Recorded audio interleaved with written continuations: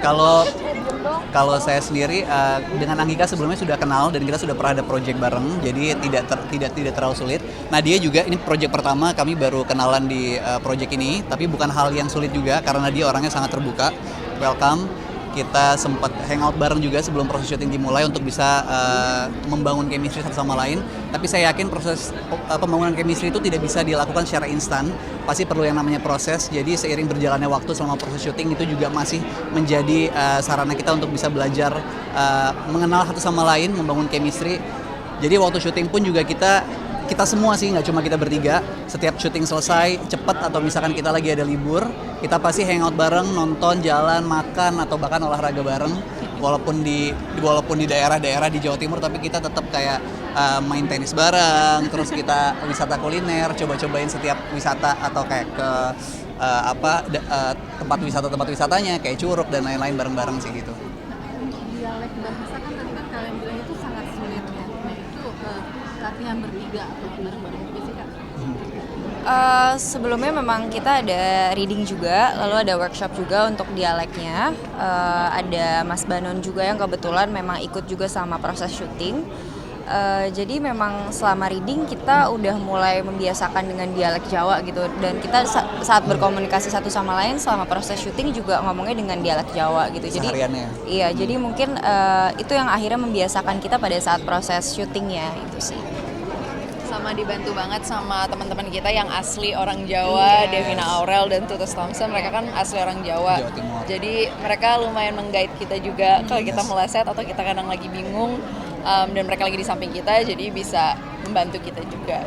Jadi kita bersyukur sih project ini bisa banyak dibantu. Kesulitan lainnya mungkin penampilan juga berubah agak Omar. Pastinya dengan menggunakan kerudung karena memang aku basicnya aku aslinya nggak pakai kerudung gitu, dan ini juga film religi pertama yang aku menggunakan kerudung, itu menjadi apa ya, pengalaman baru ya gitu. Awal-awal memang yang kayak kok gerah gitu, kok lepek tiap hari nih rambut, kok gini kok gitu. Tapi karena kita syuting day-nya juga berapa, 53 hari gitu, dan itu waktu yang cukup lama.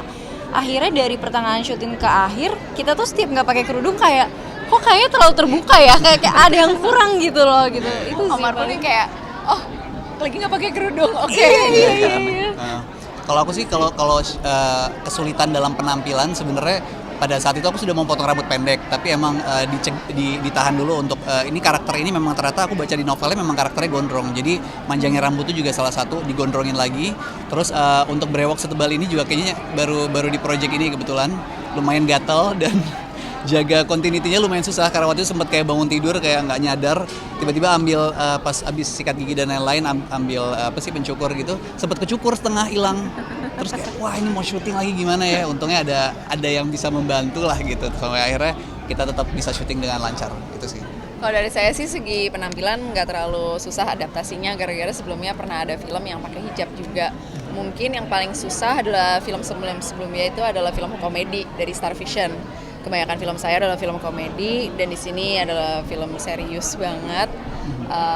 Jadi gimana ya, ada pressure juga, bisa nggak ya saya memainkan karakter Ratna Rengganis yang segitu elegannya, yang bahasa Jawanya, dialek Jawanya juga, jadi ada pressure itunya sih. Ini kan membawa nama pesantren. Iya betul. Juga ini jadi beban kalian masing-masing juga sih menjalani perannya.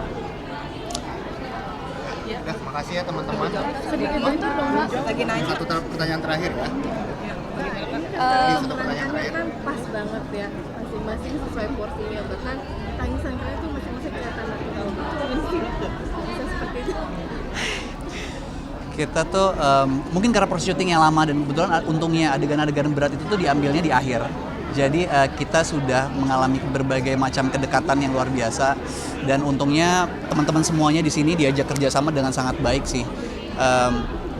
Kita tuh saling mengingatkan kayak walaupun kita udah nangis-nangis udah jadi, tapi yang di dalam nih kayak masih ngerasa belum nih. Terus kita tuh saling ingetin kayak boleh diulang nggak ya gitu, boleh diulang nggak ya kira-kira, lo puas nggak? Nggak, gue puas nggak? Terus kayak oke, kayaknya kita belum puas, oke ulang ya, kesepakatan bersama gitu sih. Jadi itu kerjasama, karena untuk bisa tampil maksimal itu bukan hanya kita tapi juga lawan main kita kan pastinya.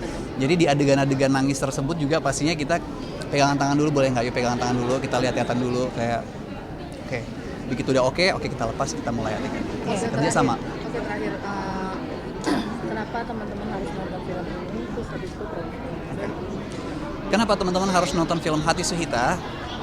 Ada yang mau jawab mungkin? Karena ini mengangkat tentang perempuan hebat dan mengangkat banyak-banyak isu yang bisa relatable banget. Tidak ada tokoh antagonis di sini, semua tokoh baik, semua tokoh memiliki medan perangnya masing-masing. Itu sih yang paling unik dan tidak ada di film yang lain. Dan mungkin bisa memberikan pengetahuan baru tentang pesantren di era modern itu seperti apa gitu, dan culture-culture di Jawa Timur atau di pesantren-pesantren Jawa Timur di film ini sangat divisualkan dengan sangat baik. Oke, Prol, mau Vox Pop. Jangan lupa tanggal 25 Mei Di seluruh bioskop Indonesia.